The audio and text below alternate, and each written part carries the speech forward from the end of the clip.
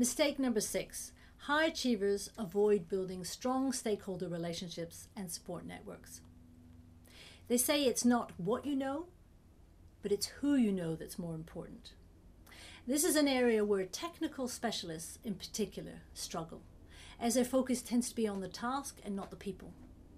The result is that the high achiever may suffer from a small sphere of influence, as their network can be limited to people only in their own functional areas.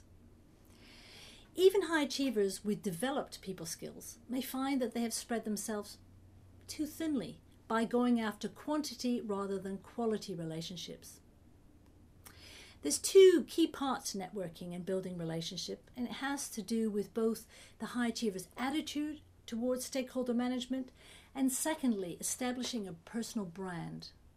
But that I mean is how they want to be seen. What reputation do they want to project?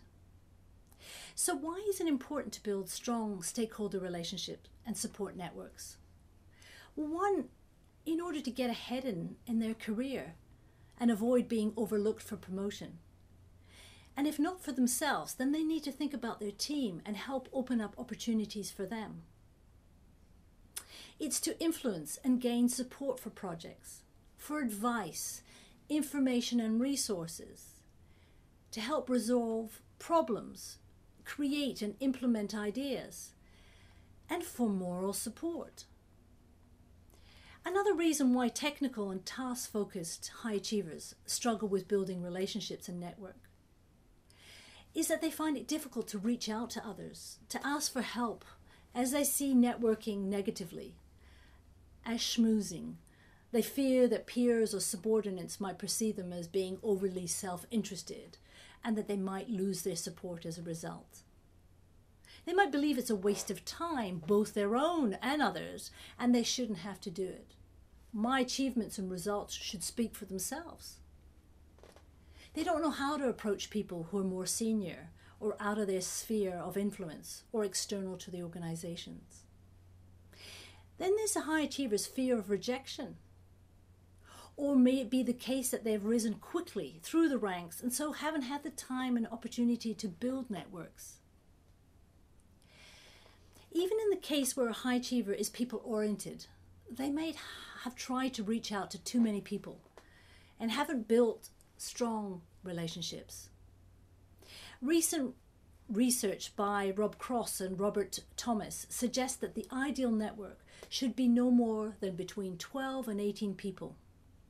Executives who consistently rank in the top 20% of their companies in both performance and well-being have a diverse but select network of high-quality relationships with people from several different spheres, from up and down the corporate hierarchy.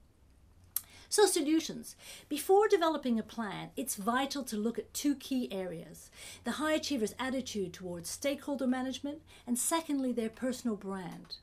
With regards to attitude, find out how they view networking, help them get in the right frame of mind, break down any limiting beliefs around networking and stakeholder management. The foundation of building good relationships is about give and take, not it being a one-sided relationship. Examine the high achiever's own power base. What can they offer? And lastly, how might they go about networking? And regarding their personal brand, help them establish what their values are, who they want to be as a leader, what reputation do they want to have.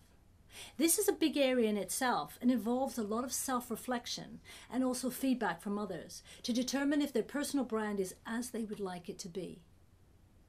You need to break the plan of action into steps, such as firstly, where are they going to get the support? What support do they need? What results do they want to achieve? Help them identify who are the key stakeholders in those areas and who can help them reach those people. Review what kind of relationships exist already. And most importantly, how are they going to ensure that they keep to plan? And how will they measure success?